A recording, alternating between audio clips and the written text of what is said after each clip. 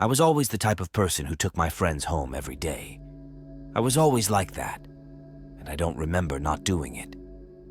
One night, I remember it being the last day of middle school. I was taking my best friend at the time, Lexi, home after finishing classes. She lived on the way to my house, so it was perfect. My plan was to leave her home, hang out there for a little bit, and head to mine. I don't remember exactly why, but we took a different route than usual. We didn't live near each other. She lived about 10 minutes from the school, while I had to walk 20 minutes to mine. As a result of taking a different route, we ended up passing by a not-so-friendly neighborhood. I say not so friendly because there were drug sales, robberies, shootings, and everything bad you can imagine. While we were walking throughout the park, we passed by two men. I thought nothing of it until I looked back and saw one of them passing something to the other. I told Lexi to look at them discreetly to see if she could still see the exchange. I then asked her if she had seen it. She said she had, and we both agreed it was probably drugs and that we should leave that area as soon as possible. Lexi then pointed out something that I had not spotted. They were looking at us when we saw them. We quickened our pace, and when I looked back again to make sure we were not being followed, I saw one of them behind us, walking toward our direction. I told Lexi this, and she started freaking out. She grabbed me and told me we should start running. I told her that was not a good idea, and since we were already close to her apartment, we should just walk in there. She did as I said, and we soon entered her apartment building. We went upstairs to her apartment, and we hung out there for a solid half an hour. As it was turning dark outside, I decided to leave and head home. We said our goodbyes and I left. Upon going downstairs to the ground floor, I checked to see if it was safe to go outside, but as I could not see anything, I just went, hoping for the best. I got home in record time. What usually took me around 10 minutes took me just 5, as I was walking at an almost jogging pace. I opened the door to my house, but none of my family were there. My parents were at a funeral, while my brother was out with some friends. I was watching some TV when Lexi texted me. It was a photo of me, watching TV taken from outside my window. I could tell the photo was recent since I was wearing the same clothes and watching the same show. I looked through that same window, but I didn't see her out there. In fact, I didn't see anything due to how dark it was outside. I replied with question marks, asking what she was doing outside my house. She saw my message, but took some time to answer. She told me she was home alone, and as she didn't feel safe, she called an Uber to my house. I found that situation very weird. How would she feel safer going outside in the middle of the night than staying locked inside her own house? I then heard knocking on the door, followed by pounding.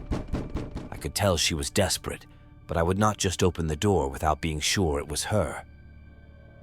I asked through the door if she was okay, but as I asked, the knocking stopped. I turned all of my house lights off, just so the person would not know I was in the house.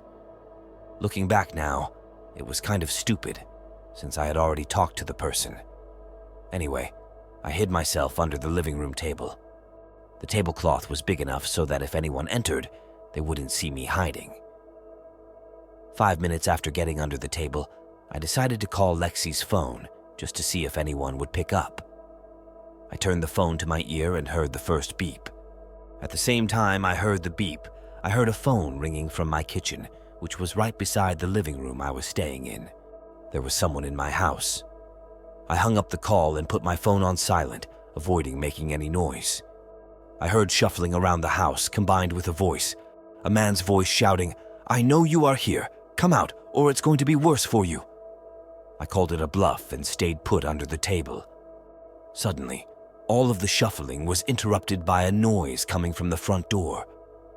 I could see the front door if I peeked under the tablecloth, and I saw the doorknob to the door turning. The door opened. It was my parents. I didn't know if I would be happy for them to arrive or scared as the man was still around. I ran to them, telling them there was an intruder in the house. My parents didn't believe me, and so they went to the kitchen to check everything out. I followed them there, and we saw the back door completely open. We closed it, locking it, and called the police immediately. When the police arrived, they went into the house and investigated the whole place. They did not find anyone hiding, so they left. I later found out through Lexi that after I had left, she realized her phone was missing. And as she had no phone and was also home alone, she could not call for help. Lexi had probably dropped her phone on the street, and someone might have taken it. Her phone was found within a nearby forest a week later with the help of the police. To this day, I still think the man who broke into my house was the same man that had followed us earlier.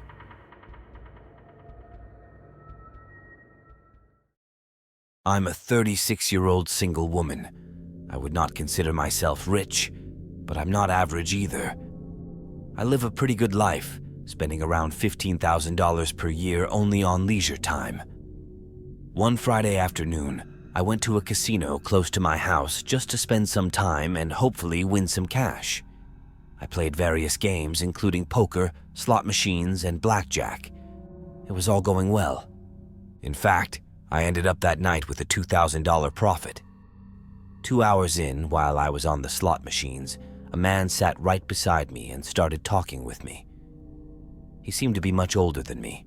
I'd say late 50s, early 60s. I didn't give him much room to speak as I wasn't looking for anything to do with him. Yet, he kept insisting, even offering me a beverage. An alcoholic beverage, he said. I rejected his offer, explaining to him that I don't drink. He didn't seem to have liked my response as he started getting angrier over time. "Are you sure?" he asked. I replied, stating that I appreciated his goodwill, but as I didn't drink, I could not accept it, trying to calm down the situation. He said it was fine and that I would regret my decision later on. I stayed quiet, hoping that he would give up talking to me. After a few minutes of silence, he asked, "Don't you live on?" And just like that, he recited my entire address. I denied it, excusing myself to the bathroom, though I just did it to go outside. I went outside to the sidewalk. It was already night out, so I decided to call an Uber home. When the Uber arrived, I got in, and it was a peaceful ride home. I had dinner and was getting ready to brush my teeth before going to bed when I received a message from a random number saying, "Look outside at your yard." As my bedroom was upstairs, I could not see anything in the yard due to the darkness. I turned on my phone's flashlight and pointed it outside, and finally, I was able to see something in the middle of the yard. It looked like a human silhouette, but I couldn't be sure. It was standing there, still. No movement, no noise, nothing. I went downstairs to the back door that led to the yard to take a better look at what I had just seen. I looked through a window, but I still couldn't see anything. The windows were all covered from the outside. It was a black cover, a bunch of papers or something like that. I opened the back door to actually take a look at what was outside, but I did not see anyone. I stepped outside and looked through the whole yard, but there was nothing. I went back inside and closed the door. I walked upstairs, finished brushing my teeth, and went to bed. I'm not the person who just sleeps to nothingness. I usually need a YouTube video or a movie to make some noise in the background. I chose my video, closed my eyes, and hoped to fall asleep quickly. Yet, I couldn't. Why could I not sleep? Was I anxious? Afraid? I went to my bedroom bathroom to take a warm shower to see if I could fall asleep and headed to my bedroom, trying to fall asleep again. I could feel less weight on my shoulders as I lay down on my bed. I didn't usually take a shower at night, but that night that I did, I felt way calmer. I picked a YouTube video to make some noise, closed my eyes, and hoped to fall asleep, this time for real. But then, minutes later, I heard a sneeze right from inside my closet door. I let the video run to not draw attention and went quietly to the closed closet door. When I got close to it, I opened it slightly and could see the eye of a person.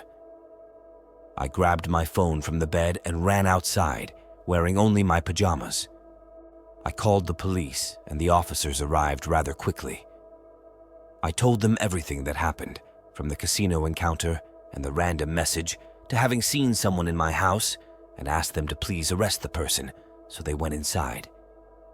2 officers went inside, while one of them stayed outside with me.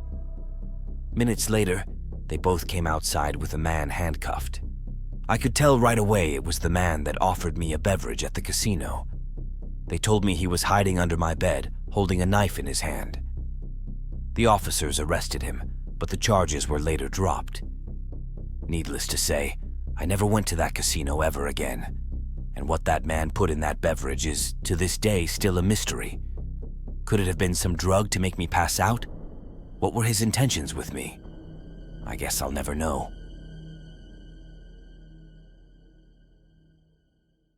I'm in the last year of high school.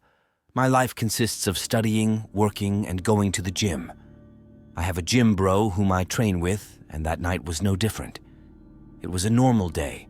We finished classes, had lunch, and then met at the gym door. The gym session was pretty normal. We usually took 3 hours to train. Yes, we took 3 full hours to train and left the gym. As we lived in different directions, each one took their own way home. A few minutes after we had parted ways, I saw a suspicious black car passing by. It was like the 3rd time I had seen that same car passing by me in such a short period. I started getting anxious, and the next thing, the driver pulled up beside me. There was no reason he would stop there other than to talk with me. I was correct. It was a man. He rolled down his window and asked me where a specific roundabout was.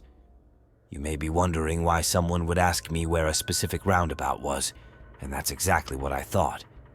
There was no motive behind that question other than being the icebreaker to a conversation that led the man to ask me if I was alone. I said I was, and that I had just finished my gym practice and was going home.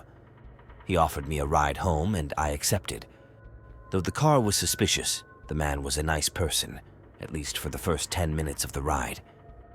I was so focused on the conversation that I did not notice the fact that the man hadn't asked me where I lived. In fact, we were driving for 10 minutes, while I lived only a few blocks from the gym. I told him this, and he just didn't respond. I tried to insist, but he just shouted for me to shut up or he'd kill me. Soon we reached the destination, an abandoned warehouse surrounded by forest. I tried opening the door, but before I could, 2 men opened it from the outside and demanded my phone and wallet. I gave it to them, fearing for my life. They told me to get out of the car and later tied my hands and put me against the car door. One of them stayed with me, while the driver and the other one went inside the warehouse.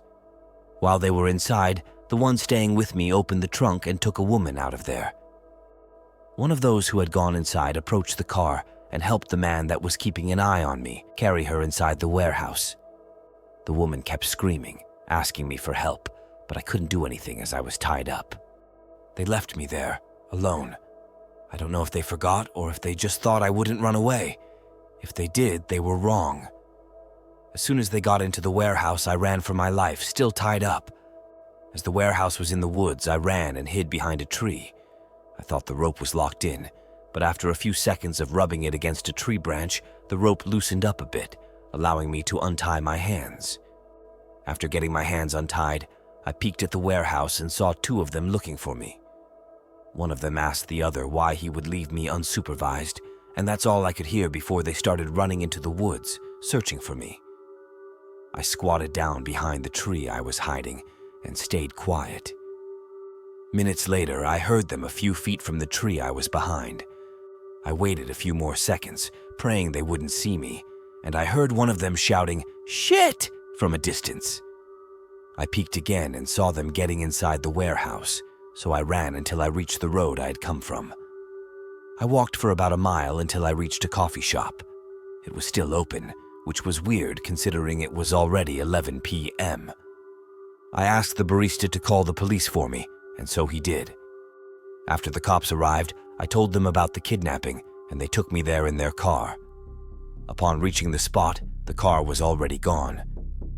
The cops entered the warehouse, but there was no one there, except for blood on the ground. They asked me if I remembered the license plate, but I was dumb enough not to look at it. The officers called me an Uber home and told me they would try to retrieve my phone and wallet, but it was not certain. I never received any information after that. I didn't receive my phone or my wallet either.